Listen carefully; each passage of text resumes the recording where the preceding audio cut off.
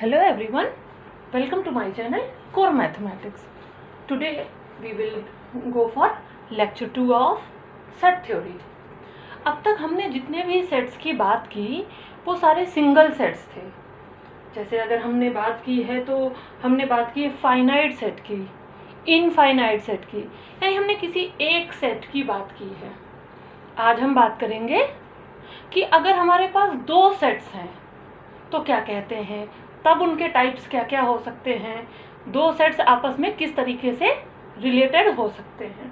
Okay, so equal sets, two sets x and y are equal if they have same elements. Okay, let us suppose there are two sets, one set is x, another one is y.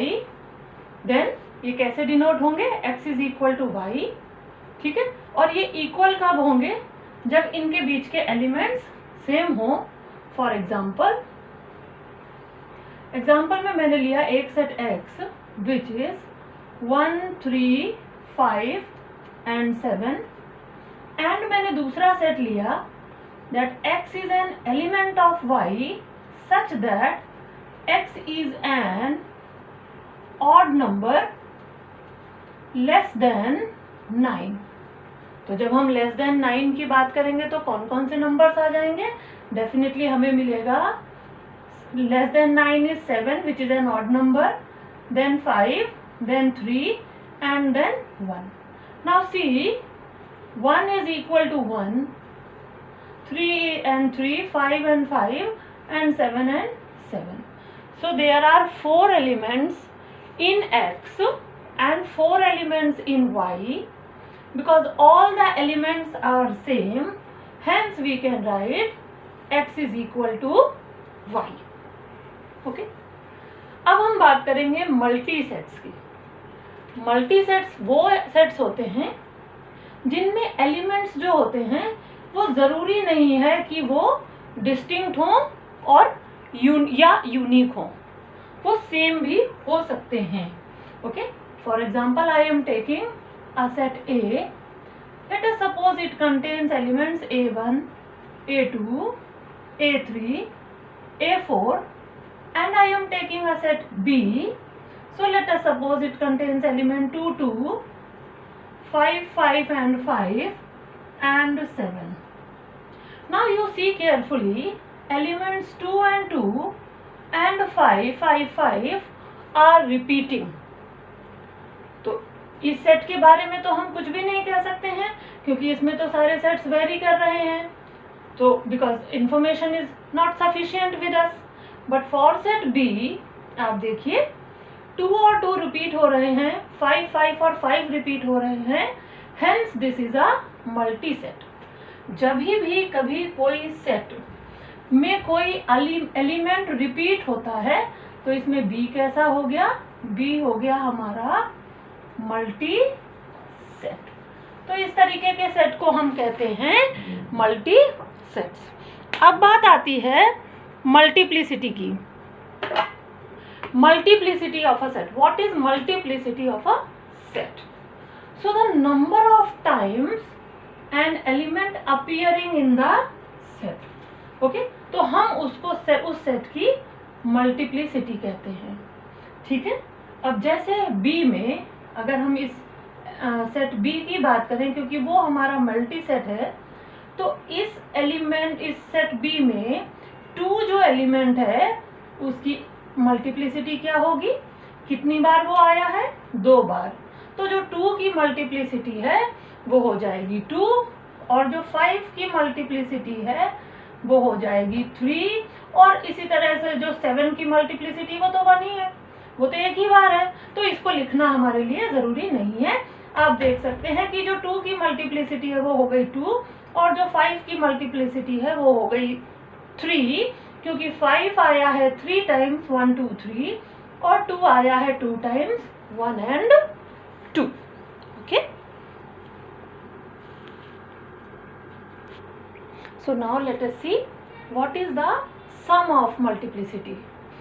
Sum of multiplicity is the sum of the number of repetition of elements. यानी कि अगर हमारे set में जो element है वो जो जितनी बार रिपीट हो रहा उनका एडिशन हम कर देते हैं। Let us see, if I take a set P जिसके एलिमेंट्स हैं 1 1 2 2 and 3 and I have an other set जिसके एलिमेंट्स हैं 1 2 and 3। देखिए यहाँ पर P में 1 की मल्टीप्लिसिटी कितनी है, M1 की मल्टीप्लिसिटी P में की बात कर रही हूँ, कितनी बार आया है 1, 2 टाइम्स, सो दिस इज 2। 2 की मल्टीप्लिसिटी कितनी है P में, ये हो गई M2 विच इज अगेन 2, और 3 की मल्टीप्लिसिटी कितनी है, वो 1 है। ठीक है, ये हो गया हमारा P में, इन P।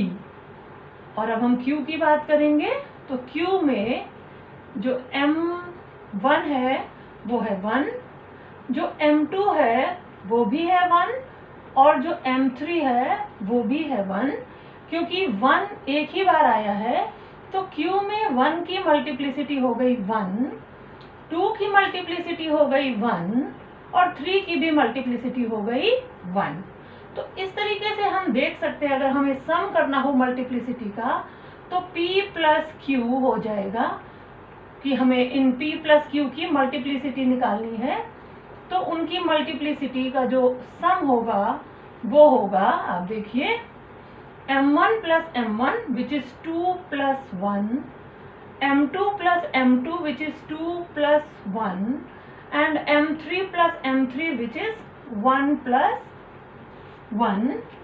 तो इस तरीके से हम देख सकते हैं कि जो हमारी P प्लस Q की मल्टीप्लिसिटी हुई, ओके, वो हो गई 3 3 और 2, क्योंकि हम बात कर रहे हैं सम ऑफ मल्टीप्लिसिटी। तो सम इस तरीके से मल्टीप्लिसिटी जो होती है इंडिविजुअल एलिमेंट्स की ऐड हो जाती है। ठीक है, इसी तरह अगर हम बात करें डिफरेंस ऑफ मल्टीप्लिसिटी, तो difference of repetition of elements होता है इसमें भी। जैसे अभी हमने एलिमेंट्स को ऐड किया था, इसमें हम एलिमेंट्स को सब्सट्रैक्ट कर देते हैं। ठीक है, और इसमें हम नेगेटिव साइन को कंसीडर नहीं करते हैं। ठीक है, अगर किसी उसमें नेगेटिव आता है, सो नेगेटिव साइंस और multiplicity, negative sign multiplicity is not considered, is not considered. ठीक है, इसको हम कंसीडर नहीं करते हैं। तो अब देखिए, लेट अस सपोज मेरे पास एक एलिमेंट है P, यही वाला सेट है, तो ये हो गया कि इसकी मल्टीप्लिसिटी कितनी है, 2 2 और 1 है। ठीक है, ओके। अब दूसरा हमने मान लिया कि हमारे पास जो एलिमेंट है वो क्या हो जाएगा, तो अब हम देख सकते हैं कि जो P की मल्टीप्लिसिटी है वो है 2 2 1, और Q की जो मल्टीप्लिसिटी है वो है 1 1 और 1। Then the difference of multiplicity will become 2 minus 1 2 minus 1, and this is 1 minus 1, वो हम कंसीडर नहीं करेंगे, तो ये हो जाएगी 1 and 1। Let us take one more example, I am taking another example.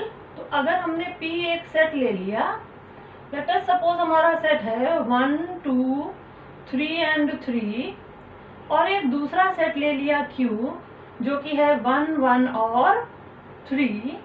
तो देखिए 1 की मल्टीप्लिसिटी हो गई P में 1 की मल्टीप्लिसिटी कितनी है, M1 की मल्टीप्लिसिटी है 1, M2 की मल्टीप्लिसिटी है 1, और M3 की मल्टीप्लिसिटी है 2। Q में M1 की मल्टीप्लिसिटी है 1, M1 की मल्टीप्लिसिटी है इसमें 2, ओके, और M2 तो यहाँ पर है ही नहीं, M3 की मल्टीप्लिसिटी है 1। ठीक है, तो अब हम दोनों का डिफरेंस देखेंगे, P माइनस Q की मल्टीप्लिसिटी। तो देखिए 1 की मल्टीप्लिसिटी है यहाँ पर 1 और यहाँ पर 2, तो अगर हम 1 माइनस 2 करेंगे तो हमें -1 मिलेगा, तो हम इसे कंसीडर नहीं करेंगे, ठीक है। तो अब जब हमें इसे कंसीडर नहीं करना है तो हमें क्या हो जाएगा, हम इसे कंसीडर नहीं करेंगे। तो अब हम मल्टीप्लिसिटी किसकी देखेंगे, अगर हम दूसरे की देखते हैं 2 की, तो ये हो जाएगा 1 माइनस 0। तो m1 हम नहीं ले सकते, हम m2 को लेंगे। तो 1 m2 की मल्टीप्लिसिटी यहाँ कितनी है, 0, आया ही नहीं है। सो 1 माइनस 0 और दूसरी मल्टीप्लिसिटी हो गई हमारी 2 माइनस 1, ठीक है। तो हम यहाँ पर सिर्फ 1 को कंसीडर करेंगे क्योंकि ये वाला एलिमेंट तो है ही नहीं दूसरे में, तो उसकी मल्टीप्लिसिटी की तो हम बात कर ही नहीं सकते हैं।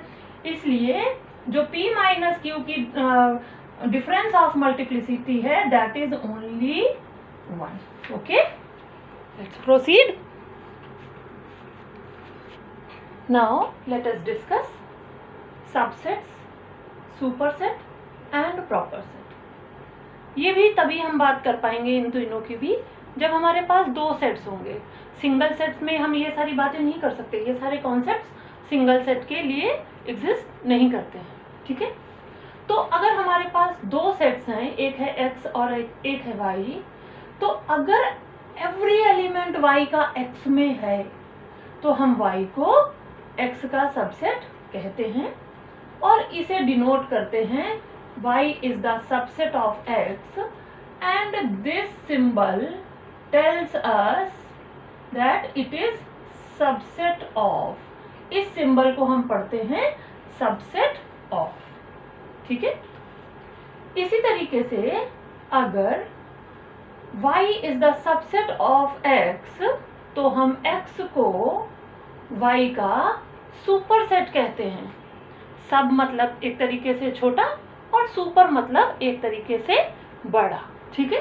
तो अगर सारे एलिमेंट y के x में हैं पर x के सारे एलिमेंट y में नहीं है तो y छोटा हो गया और x बड़ा हो गया, इसलिए हम y को सबसेट कहेंगे और x को सुपरसेट कहेंगे y का, ठीक है। Now let us take an example. I am taking an example. Let us capital X is given to us 2, 3, 5, 7 and 9 and Y is given to us 2, 3 and 5. Now see carefully, Y has 2 which X also has, Y has 3 which X also has and y has 5 which x also has, but x has 7 and 9 which does not belong to y, ठीक है ना।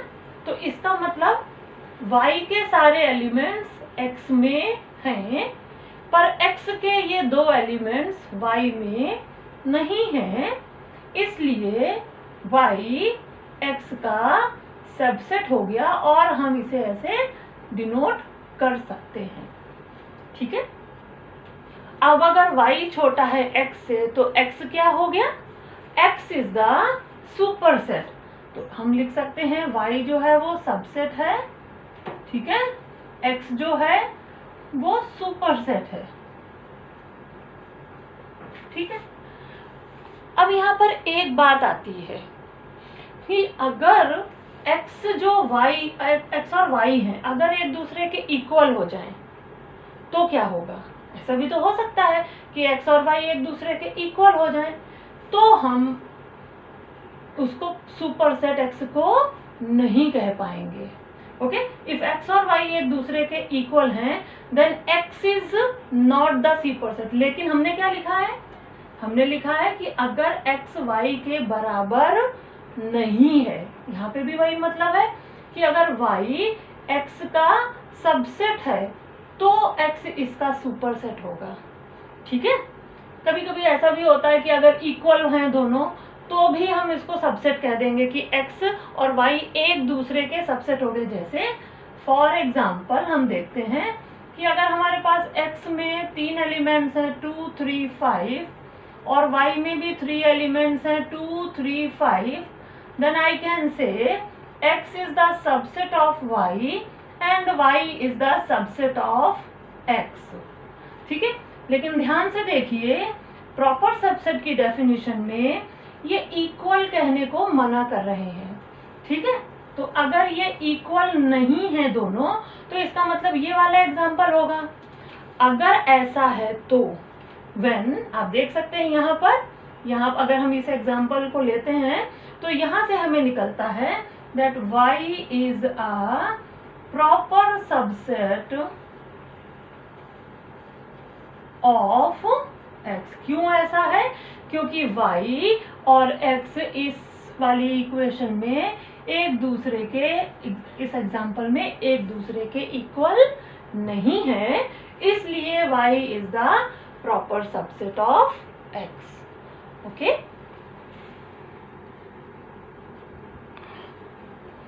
सो I hope जो मैं पढ़ा रही हूँ वो सब कुछ आपको बहुत अच्छी तरह से समझ में आ रहा है। अगर आप में से किसी को कोई भी दिक्कत आती है then you can write it in the comment box. जैसे ही मैं उसे देखूंगी मैं इमीडिएटली उसे आंसर करने की कोशिश करूंगी। Till then practice. Okay, bye bye.